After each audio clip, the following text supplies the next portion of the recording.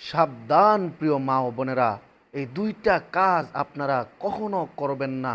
কারণ হাদিসের মধ্যে আসছে, নবী করিম সাল্লাল্লাহু আলাইহি ওয়াসাল্লাম বলেছেন, বেশিরভাগ মহিলারা জাহান্নামে যাবে মাত্র এই দুইটা কারণে।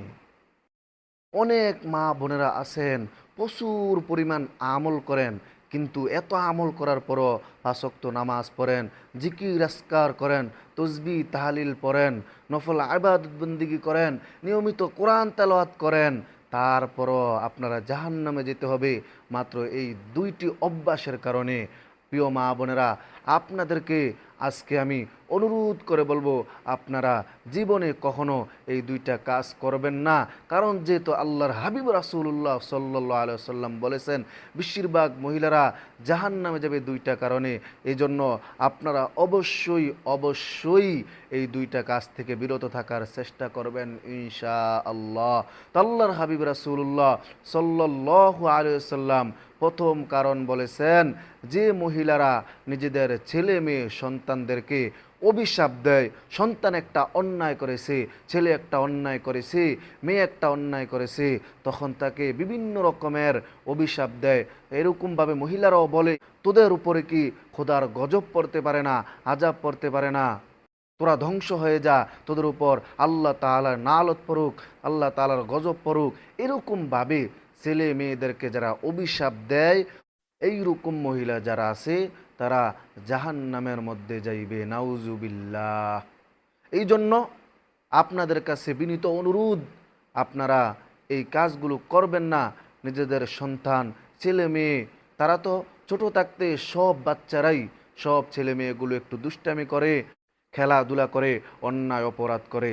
এই জন্য আপনি তাদেরকে সুন্দরভাবে বুঝিয়ে দিবেন, একদিন, 2 দিন, 3 দিন, এইভাবে যখন 1 সপ্তাহ, 2 সপ্তাহ, দিন দিন যখন বুঝাইবেন, তখন দেখবেন এক সময় তারা সংশোধন হয়ে যাবে, তারা ঠিক হয়ে যাবে, তারা আর ভুল কাজ করবে না, তারা আর দুষ্টামি ফাজলামি করবে না।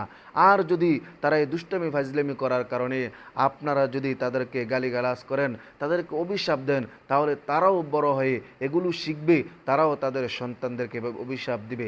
এই জন্য ছেলে মেয়েদেরকে আমরা ভালো কিছু শিখাইব, আমলের মাধ্যমে তাদেরকে আমরা দ্বীন সম্পর্কে ধারণা দিব। তাদেরকে ছোট থেকেই কীভাবে নবী করিম সাল্লাল্লাহু আলাইহি সাল্লাম জীবনযাপন করেছেন, নবীজির সুন্নত তরিকায় যেন চলে, এরকম একটা অভ্যাসে তাদেরকে গড়ে তুলবেন। তাহলে আপনাদের গড় হয়ে যাবে শান্তিময়, সুখময়, বরকতময়, রহমতময়। সুবহানাল্লাহ।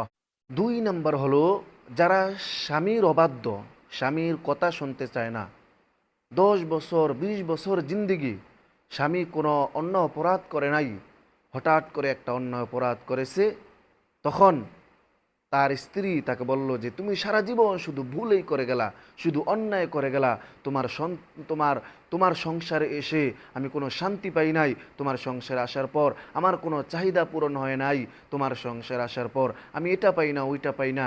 এইভাবে স্বামীকে বলে, এইভাবে স্বামীকে অভিশাপ দেয়, এইভাবে স্বামীর উপর দোষ চাপিয়ে দেয়। অর্থাৎ স্বামীর প্রতি ওই স্ত্রী, ওই মহিলা সন্তুষ্ট না।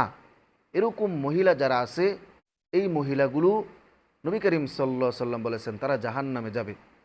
এই জন্য স্বামী যদি কোনো ভুলও করে, তাকে সুন্দরভাবে বলে দিবেন, কিন্তু তাকে এমনভাবে বলবেন না যেভাবে বললে আপনার স্বামী কষ্ট পাবে, এরকমভাবে তাকে বলবেন না। আল্লাহ পাক রব্বুল আলামিন আমাদেরকে, প্রিয় মা বোনদেরকে এই দুইটা কাজ থেকে বিরত থাকার তৌফিক দান করেন। আমিন।